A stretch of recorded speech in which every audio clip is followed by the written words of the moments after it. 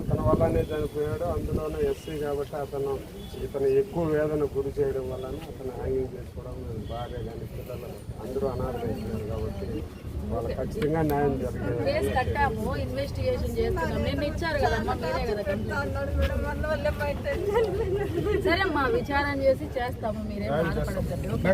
తెలుగుదేశం కార్యకర్తల వలన నిన్న మామిడి తోటలో ఉరుబోసుకొని చనిపోవడం జరిగింది.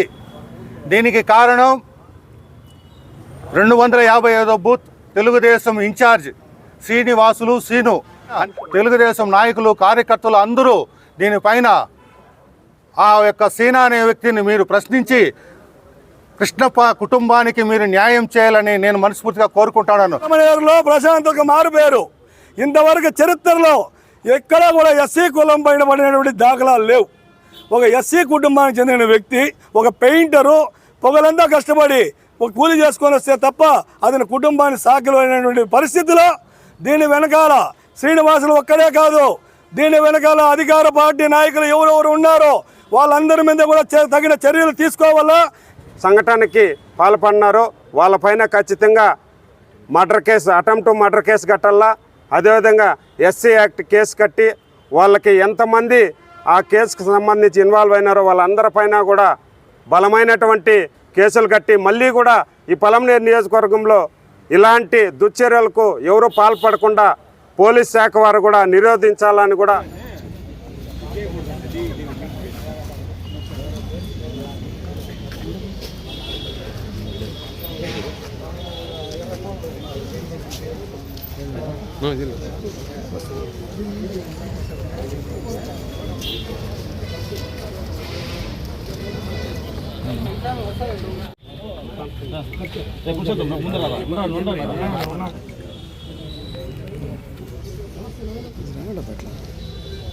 ఎస్సీ సామాజిక వర్గానికి చెందిన కృష్ణప్ప అనే ఒక మా వైఎస్ఆర్ కుటుంబ సభ్యుడు, అతనికి మీరు న్యాయం చేయాలని మా వైఎస్ఆర్సీపీ కుటుంబ సభ్యులందరూ మీకు ఒక అర్జీ ఇవ్వడం జరుగుతుంది.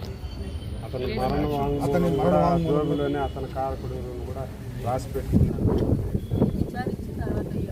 అతని వల్లనే చనిపోయాడు. అందులోనే ఎస్సీ కాబట్టి ఇతను ఎక్కువ వేదన గురి చేయడం వలన అతను హ్యాంగింగ్ చేసుకోవడం, భార్య కానీ పిల్లలు అందరూ అనాథైపోయారు కాబట్టి వాళ్ళు ఖచ్చితంగా న్యాయం జరిగింది.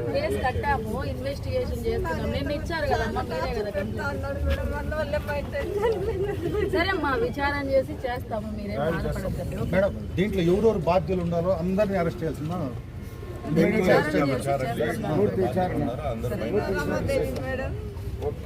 సరే అమ్మా, విచారణ చేసి చేస్తామని చెప్పాను కదా. ఇప్పుడు ప్రజెంట్ పిఎం చేయాలి కదా మేడం. మొబైల్లో కూడా రికార్డింగ్ ఉందంట. అదే అన్ని ఎవిడెన్స్ తీసుకుంటామని చెప్తున్నారు. విచారణ అంటే అన్ని ఏమొస్తే అవి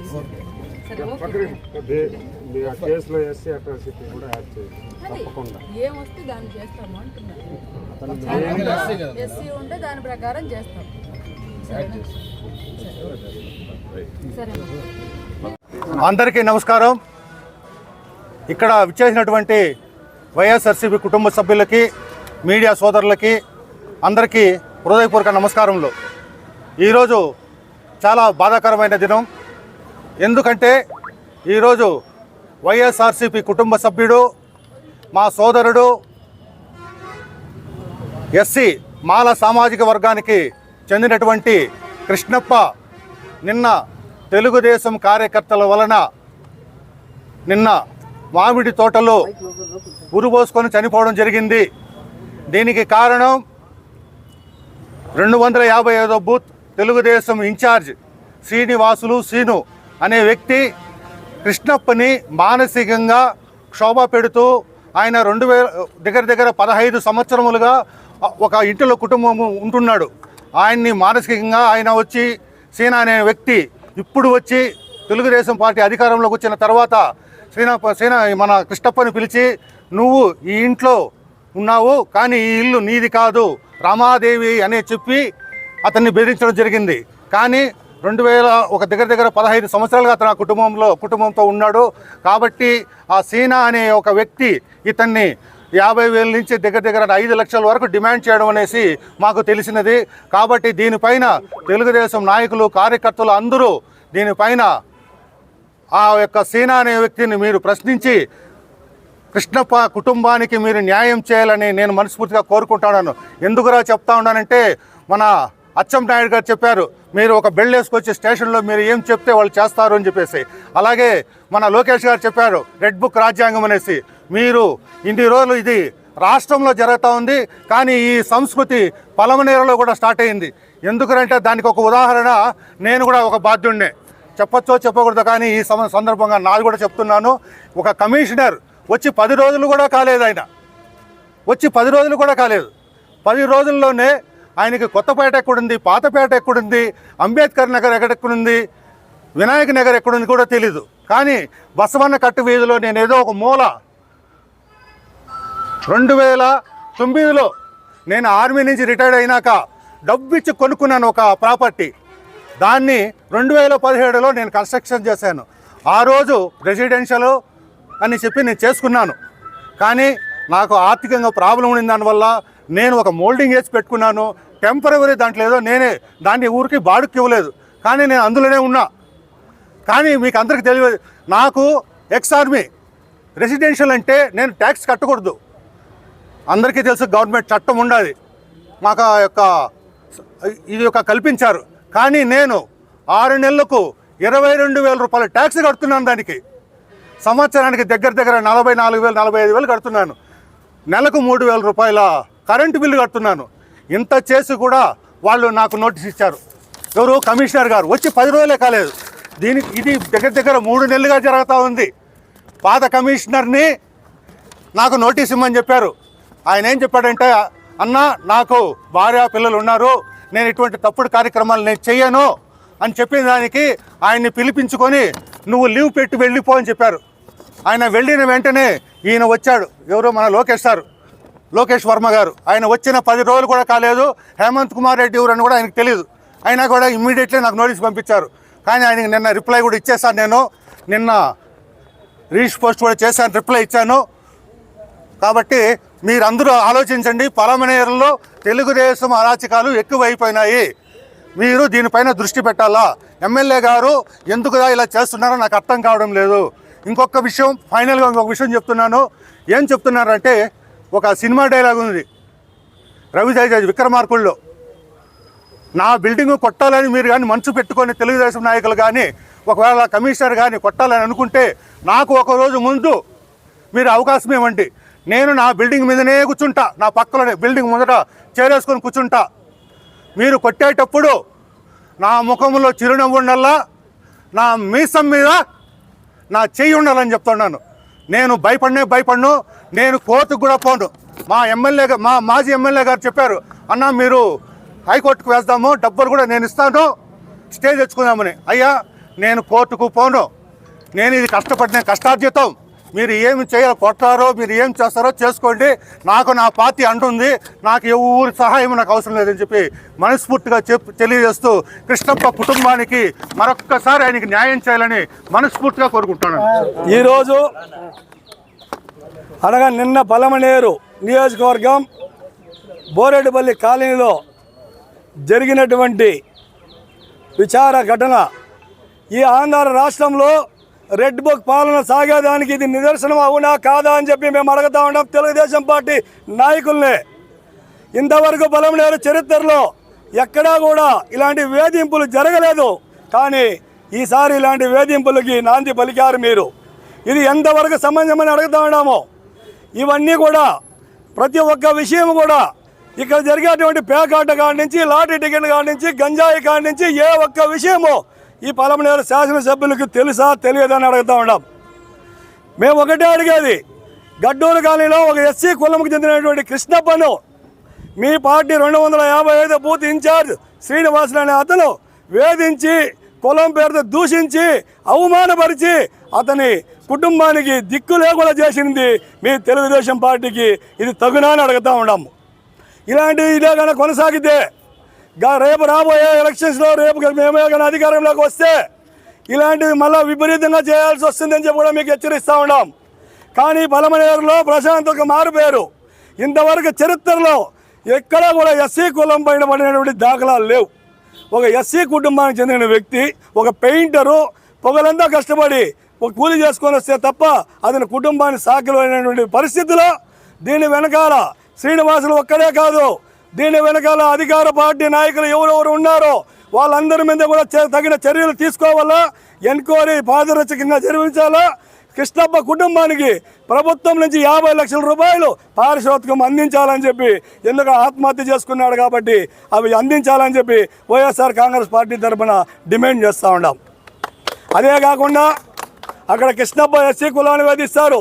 ఇక్కడ రెడ్డి సామాజిక వర్గానికి చెందినటువంటి హేమంత్ రెడ్డి, సోమచంద్రారెడ్డి గారి ఇండ్లు మాత్రమే ఈ పలమనేరు మున్సిపాలిటీలో వైండేషన్ ఇది అవాయిడ్ చేసి ఇండ్లు కట్టారని చెప్తున్నారు. ఒక్కటి మీరు గుంటె మీద చేసుకొని అదురుతూ ఉంటా, మీ పై ఉండేటువంటి నాయకుడి నుంచి మీ కింద ఉండేటువంటి అధికారి వరకు ఎవరైనా సరే వైలేషన్ లేకుండా ఇండ్లు నిర్మించుంటే ఫస్ట్ మీరు తీసుకోరండి, తర్వాత మా నాయకులు కూడా కొట్టేయండి అని చెప్పి ఈ సభాముఖంగా తెలియజేస్తూ ఉంటారు. ఈరోజు పలమనేరు నియోజకవర్గంలో మున్సిపాలిటీ పరిధిలో గల బోరెడ్డిపల్లి గ్రామానికి చెందినటువంటి ఎం కృష్ణప్ప అనే అతను వైఎస్ఆర్ కాంగ్రెస్ పార్టీ సంబంధించిన నాయకుడు,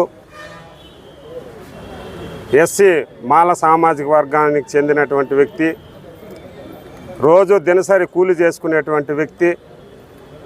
అలాంటి వ్యక్తి నివసిస్తున్నటువంటి స్థల వివాదంలో తెలుగుదేశం పార్టీ కూటమి ప్రభుత్వం అధికారంలోకి వచ్చినప్పటి నుంచి కూడా అతన్ని తరచూ వేధిస్తూ అతన్ని మానసికంగా బాధ పెడుతూ